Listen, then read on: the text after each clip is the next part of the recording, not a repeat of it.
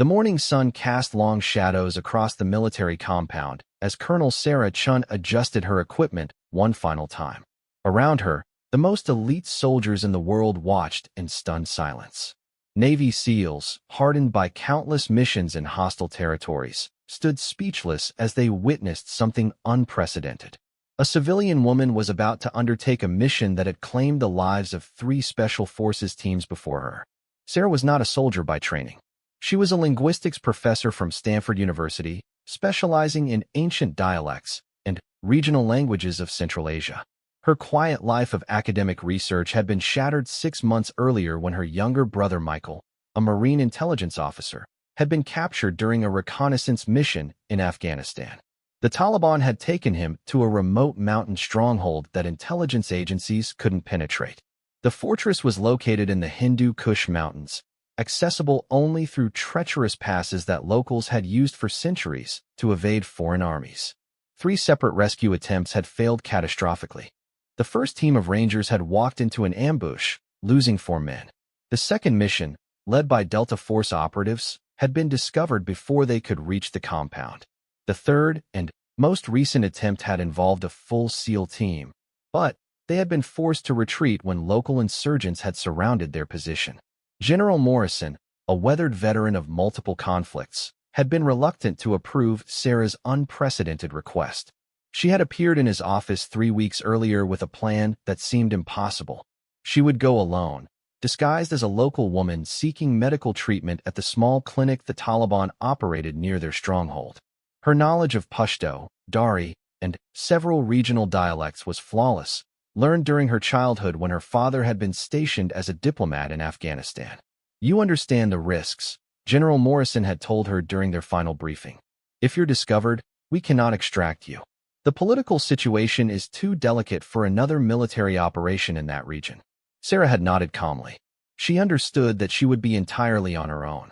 No backup, no communication, no rescue mission if things went wrong.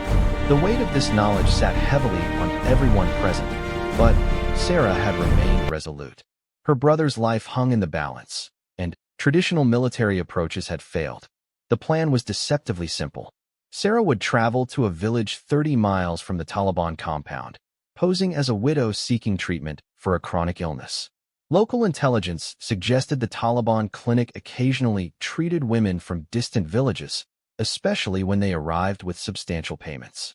Sarah would carry gold coins sewn into her clothing, enough to ensure she received attention and, potentially, overnight accommodation. Her disguise was perfect. Months of preparation had transformed the professor into an authentic-looking Pashtun woman. Her skin had been darkened with careful makeup applications, and she had learned to walk with the slightly hunched posture common among women who had endured years of hard mountain life. Her clothing was authentic, worn, and patched in places that suggested genuine poverty despite the hidden gold. The most dangerous part of her plan involved gathering intelligence about the compound's layout and security procedures. She would need to observe guard rotations, identify weaknesses in their perimeter, and somehow determine where prisoners were held. All of this would have to be accomplished while maintaining her cover as a sick woman seeking medical help. Lieutenant Commander Jackson, the SEAL team leader whose unit had barely escaped the previous mission, had tried one last time to dissuade her. "Ma'am, with respect, you don't understand what you're walking into. These men are not just fighters. They're fanatics who would consider killing an American woman a religious duty. The torture techniques they use on prisoners." Sarah had interrupted him quietly. "Commander, I've read the intelligence reports. I know what they do to captives. I also know that my brother has been in their hands for 6 months, and every day we delay increases the chances that he won't survive whatever they're doing to him." The silence that followed had been profound. Even hardened Special Forces operators who had seen the worst of human warfare understood the desperate love that drove someone to attempt the impossible for family. Sarah's departure had been carefully orchestrated. She would travel through Pakistan, crossing the border at a remote location where smugglers regularly moved goods without official oversight. From there, she would join a small caravan of traders heading toward the village where she planned to present herself at the clinic. As she prepared to leave the compound, Sarah carried with her more than just physical supplies. She bore the hopes and fears of everyone who knew about her mission. Intelligence analysts who had spent months studying satellite imagery and intercepted communications had given her every possible advantage.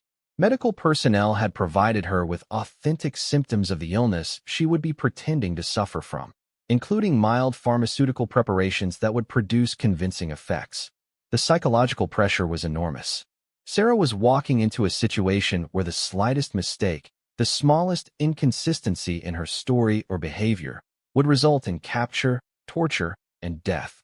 Yet she moved with calm determination that impressed even the most experienced soldiers watching her prepare. Her final conversation had been with General Morrison, who had pulled her aside privately.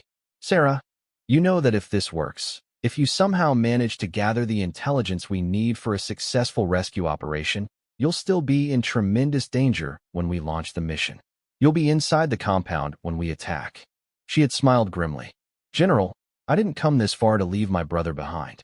Whatever happens during the rescue, I'll make sure he survives it." As her transport vehicle disappeared into the morning haze, the soldiers left behind contemplated the extraordinary courage they had just witnessed.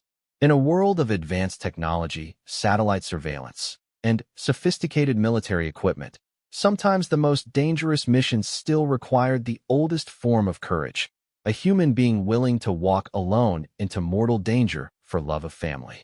The journey ahead would test every aspect of Sarah's intelligence, courage, and determination. She was heading into territory where foreign armies had failed for centuries, carrying nothing but her wits and an unshakable resolve to bring her brother home. The next phase of her mission would determine whether her sacrifice would save a life or simply add another tragedy to the long history of failed operations in the mountains of Afghanistan. The dusty mountain road stretched endlessly ahead as Sarah bounced uncomfortably in the back of an overcrowded truck filled with local traders. She had been traveling for 3 days now, each mile taking her deeper into Taliban-controlled territory. Her body ached from maintaining the hunched posture of her disguise, and the constant fear of discovery gnawed at her concentration. The transformation had been remarkable. Gone was the confident Stanford professor who had addressed academic conferences around the world. In her place sat Fatima, a widow from a remote village seeking treatment for persistent stomach pains. Her documentation was perfect, created by intelligence specialists who understood the intricate details of Afghan rural life. Every fold in her worn clothing, every callus on her hands, told the story of a hard life in the mountains. The other passengers in the truck regarded her with the mixture of sympathy and indifference typical of people who encountered many unfortunates during their travels. An elderly merchant had offered her some dried bread during a rest stop, and 2 younger women had quietly shared their water when they noticed her apparent discomfort. These small kindnesses reminded Sarah of the humanity that persisted even in regions torn apart by decades of warfare. The truck finally reached Kasti Farang, the village where Sarah would attempt to reach the Taliban clinic. The settlement clung precariously to a mountainside, its mud-brick buildings seeming to grow organically from the rocky terrain. Narrow alleys wound between structures that had been built and rebuilt over generations, creating a maze that would challenge any outsider trying to navigate without local knowledge. Sarah's arrival at the clinic was carefully timed for late afternoon, when the facility would be busy but not overwhelmed. The building itself was surprisingly substantial, a testament to the Taliban's efforts to win local support through practical services. Armed guards flanked the entrance, but their attention seemed focused on potential military threats rather than individual women seeking medical attention. The waiting area was crowded with patients displaying various ailments. Sarah took a seat among them, observing everything while maintaining the demeanor of someone focused on her own discomfort. The clinic operated with efficient simplicity. A registration clerk, one of the few women visible in any official capacity, recorded basic information about each patient. Sarah provided her carefully constructed identity, speaking in the regional dialect she had perfected through months of intensive preparation. When her turn came for examination, Sarah found herself facing Dr. Hakim Rashid, a middle-aged physician who seemed genuinely committed to providing medical care regardless of politics. His questions were thorough but not suspicious, and Sarah's responses drew on extensive coaching from military medical personnel who had prepared her to describe symptoms convincingly. "You have traveled far for treatment," Dr. Rashid observed, making notes in a worn ledger. "The pain you describe could be several conditions. I will need to observe you overnight to make a proper diagnosis." This was exactly what Sarah had hoped for. Overnight accommodation would give her the access she needed to gather intelligence about the compound's layout and security procedures. She was assigned a small room in the women's section of the clinic, sharing space with two other patients who seemed too focused on their own conditions to pay her much attention. As evening approached, Sarah began the delicate process of reconnaissance. The clinic occupied only part of a larger compound that included administrative buildings, housing for senior Taliban officials, and what appeared to be a detention facility in a separate section surrounded by additional security measures. Her academic training in observation and analysis served her well as she noted guard positions, shift changes, and patterns of movement throughout the complex. The breakthrough came during her second night at the clinic. While walking to the communal washing area, Sarah noticed a building set apart from the others, distinguished by extra security and the presence of guards even during nighttime hours. More significantly, she observed the delivery of food portions that exceeded what would be needed for the guards alone. Someone else was being fed in that building. Her heart raced as she realized she might have located where prisoners were held, possibly including her brother. The challenge now was gathering more specific information without arousing suspicion. Sarah began timing her movements to coincide with meal deliveries, gradually developing a sense of how many people might be detained in the building. The Taliban guards were professional, but not paranoid about individual women patients. Sarah's age and apparent frailty made her seem harmless, allowing her to move around the compound more freely than a younger or healthier-looking person might have managed. She used this advantage to map the entire facility, noting entrances, exit routes, and the locations of weapons storage areas. On her third night, Sarah witnessed something that confirmed her brother's presence. During a late evening meal delivery to the detention building, she heard a voice calling out in English. The words were faint and distorted by distance and intervening walls, but she recognized Michael's voice saying, "Thank you," to someone who had apparently shared food with him. The emotional impact of hearing her brother's voice nearly overwhelmed Sarah's carefully maintained composure. She had to retreat quickly to her room and spend several minutes controlling her breathing and emotions before she could safely interact with others again. Knowledge that Michael was alive and apparently in reasonable health gave her new determination to complete her mission successfully. Gathering information about the compound's defenses proved more challenging than locating the prisoners. Sarah observed that security was designed primarily to prevent escape rather than defend against external attack. The walls were high and topped with razor wire, but the guard posts were positioned to watch inward rather than outward. This suggested that a well-coordinated external assault might have advantages that previous military planners had not fully appreciated. Sarah also noticed that the compound's electrical power was supplied by a single generator located in a vulnerable position near the main gate. Disrupting power would eliminate lighting and communication systems, creating opportunities for both prisoner escape and external forces to approach undetected. She memorized the generator's location and the paths that led to it from different directions. Her medical treatment continued as cover for her extended stay. Dr. Rashid seemed genuinely concerned about her condition and prescribed medications that Sarah had to be careful to avoid actually taking. The deception required constant vigilance, as any inconsistency in her symptoms might raise suspicions about her true purpose. The most dangerous moment came when a senior Taliban commander visited the clinic to inspect its operations. Sarah was in the common area when he arrived, and she had to remain perfectly in character as the official questioned Dr. Rashid about recent patients.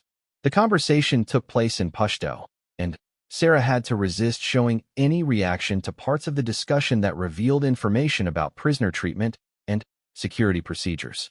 After 5 days at the clinic, Sarah had gathered enough intelligence to plan a rescue operation. She knew the compound's layout, guard rotations, security weaknesses, and the location where her brother was being held. The challenge now was leaving the clinic without arousing suspicion and somehow communicating her findings to the military forces waiting for her signal. Her departure was arranged through Dr. Rashid, who pronounced her condition improved enough to return home. Sarah expressed appropriate gratitude for the treatment, paid the expected fee with some of her hidden gold, and joined a group of patients and visitors departing that morning. As the truck pulled away from the compound, she fought the urge to look back at the building where her brother remained imprisoned. The journey back to Pakistani territory required all of Sarah's remaining psychological reserves. She had succeeded in gathering crucial intelligence, but Michael was still in enemy hands, and the most dangerous phase of the entire operation was yet to come. The rescue mission would depend on the accuracy of her observations and her ability to guide attacking forces to her brother's location while avoiding the catastrophic failures that had doomed previous attempts. As the miles passed beneath the truck's worn tires, Sarah began planning how she would present her intelligence to the military commanders waiting for her return. Every detail could mean the difference between success and another tragic failure. The weight of responsibility was enormous, but so was her determination to complete the mission that had already cost her so much and risked so many lives. The war room fell silent as Sarah finished presenting her intelligence findings to the assembled military commanders.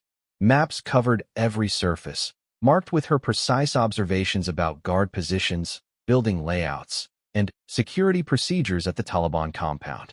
For the first time since the crisis began, the rescue planners had detailed, current information gathered by someone who had actually been inside the target location.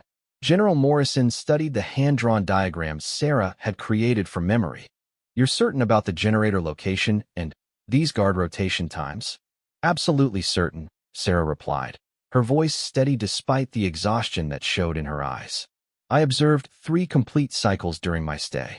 The pattern is consistent, and there's a 12-minute window during shift change when the detention building has reduced surveillance." Lieutenant Commander Jackson leaned forward, examining Sarah's notes about the building where prisoners were held. "You actually heard your brother's voice?" "Without question. He's alive, and, from what I could observe, the prisoners are being kept in reasonable physical condition.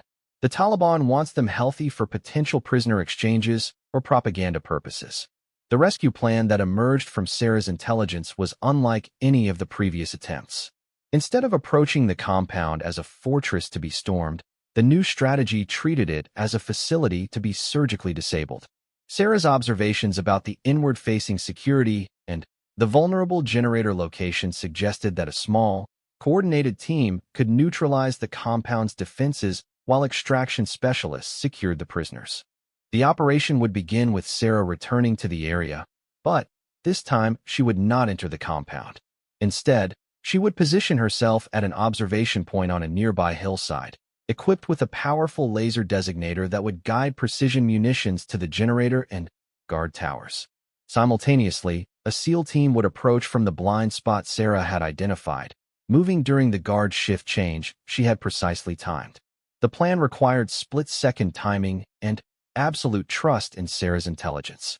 If her observations were incorrect, if guard routines had changed, or if her brother had been moved to a different location, the entire operation would fail catastrophically. The psychological pressure on Sarah was enormous, but she insisted on participating directly in the rescue rather than simply providing information from a safe distance. 3 days after her briefing, Sarah found herself lying prone on a rocky hillside overlooking the Taliban compound. Through night vision equipment, she could see the familiar buildings where she had spent 5 terrifying days gathering the intelligence that would guide tonight's operation. The detention facility looked exactly as she remembered it, a reassuring confirmation that her detailed observations remained accurate. Radio communications crackled quietly in her earpiece as the SEAL team reported their approach. "Overwatch, this is Alpha Team. We are in position at Rally Point 1. Confirm target designation." Sarah adjusted her laser designator, painting the generator building with an invisible beam that would guide the incoming missile strike. "Alpha Team, generator target is marked. Estimate 12 minutes until next guard rotation." The precision strike came exactly on schedule, a single missile that destroyed the generator building without causing casualties among the guards. The compound plunged into darkness as electrical systems failed throughout the facility. Emergency lanterns appeared in some windows, but the Taliban fighters were clearly confused and disoriented by the sudden loss of power and communication. Alpha Team moving to breach point, came the calm voice of Lieutenant Commander Jackson. Sarah watched through her night vision scope as dark figures moved across the compound with practiced efficiency. The SEALs had studied her intelligence so thoroughly that they navigated the complex as if they had been stationed there for months. The assault on the detention building was swift and precise. Sarah heard brief bursts of automatic weapons fire, followed by the distinctive sound of explosive charges breaching locked doors. Through her scope, she could see figures moving inside the building, emergency chemical lights creating brief illuminations as the rescue team worked to secure the prisoners. Overwatch, we have located 3 American prisoners in good condition, Jackson reported. Preparing for extraction to designated landing zone. Sarah's heart pounded as she realized that her brother was among the rescued prisoners. Months of planning, weeks of dangerous infiltration, and the most terrifying experiences of her life had culminated in this moment of success. But her role was not finished.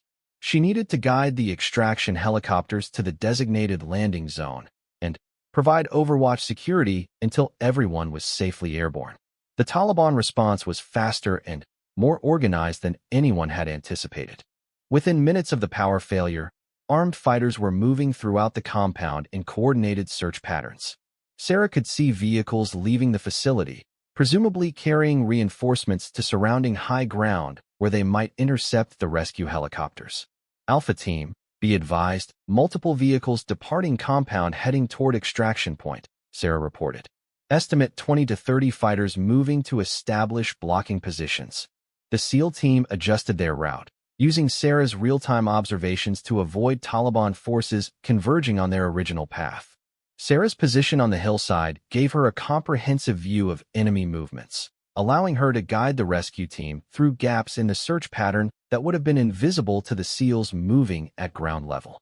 The most critical moment came when Taliban fighters began climbing towards Sarah's observation position. They had apparently realized that someone was providing intelligence to the rescue team, and they were systematically searching likely vantage points. Sarah had to choose between maintaining her Overwatch position to guide the final extraction or abandoning her post to avoid capture. Overwatch, Taliban forces approaching your position from multiple directions. Jackson's voice carried new urgency. You need to move now. Negative, Alpha Team. I have visual on your route to the landing zone. You need my guidance for the final approach. Sarah's response was calm, but firm. She could see the rescue team moving through broken terrain toward the extraction point, but Taliban forces were closing in from several directions. The helicopters arrived exactly on schedule, their engines barely audible as they approached using terrain-following flight paths that kept them below Taliban radar coverage. Sarah used her laser designator to mark the landing zone, then shifted her focus to identifying threats that might target the aircraft during the vulnerable extraction phase. Alpha Team aboard Extraction Bird, Jackson reported. All prisoners secured and in good condition. The moment Sarah had dreamed about during months of preparation had finally arrived. Her brother was safe aboard the rescue helicopter, along with 2 other American prisoners whose families had endured the same agonizing uncertainty that had driven Sarah to attempt her impossible mission. But Sarah's own extraction remained problematic. Taliban fighters were now close enough that she could hear their voices as they searched the hillside. The rescue helicopter could not remain in the area long enough to reach her position without exposing everyone aboard to ground fire from multiple directions. Overwatch, we cannot extract you from current position, the helicopter pilot reported. Taliban forces have you surrounded. You need to move to alternate extraction point. Sarah had planned for this contingency, identifying several potential extraction locations during her initial reconnaissance. The closest alternative was a small clearing 2 miles away, but reaching it would require crossing open ground while Taliban forces conducted an intensive search. Her academic training in mountainous terrain and her weeks of preparation for this mission would now be tested under the most extreme conditions possible.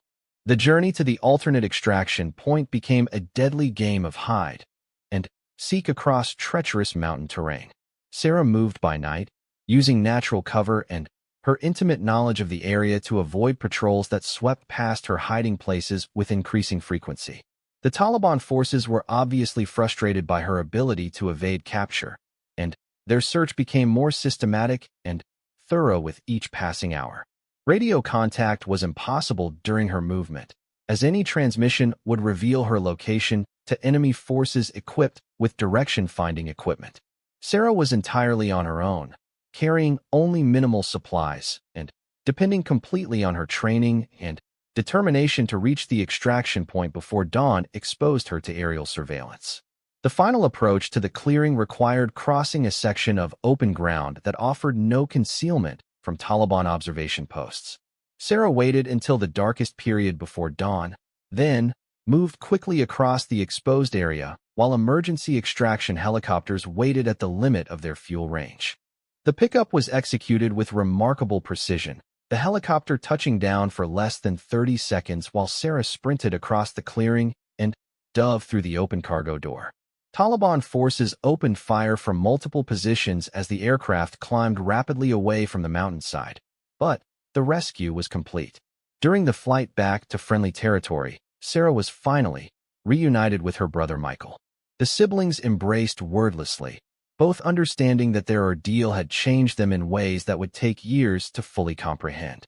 Michael's months in captivity had left him gaunt and marked by experiences he was not yet ready to discuss, but his eyes showed the same determination and intelligence that had characterized him before his capture. The broader implications of Sarah's mission extended far beyond the successful rescue of 3 American prisoners.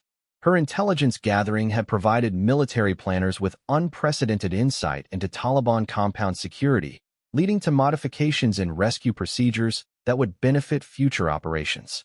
Her demonstration that carefully planned infiltration could succeed where direct military assault had failed influenced tactical thinking throughout the special operations community. The story of Sarah's mission remained classified for years after its completion, but within military circles, it became legendary as an example of how courage, intelligence, and meticulous preparation could overcome seemingly impossible obstacles. The woman who had silenced even Navy SEALs with her determination had proven that sometimes the most effective weapon in warfare is an individual willing to risk everything for the people they love. Sarah returned to her academic career, but she carried with her the knowledge that ordinary people could accomplish extraordinary things when circumstances demanded ultimate sacrifice. Her brother Michael recovered from his captivity and continued his military service, both siblings understanding that their shared experience had created a bond that transcended the normal relationships between family members. The Taliban compound was abandoned shortly after the rescue, its effectiveness as a detention facility compromised by the demonstration that American intelligence could penetrate its defenses. The broader war continued, but Sarah's mission had struck a significant blow against enemy confidence and demonstrated the reach of American determination to recover captured personnel. Years later, when military historians studied the evolution of rescue operations in hostile territory, Sarah's mission would be recognized as a turning point where traditional approaches gave way to innovative strategies that combined human intelligence with technological capabilities. The professor who walked into danger had not only saved lives, but had also changed the way special operations were conceived and executed. Her story became a reminder that in warfare, as in life, the most powerful weapon is often the courage to do what seems impossible when the stakes are high enough to demand everything from those who care most deeply about the outcome.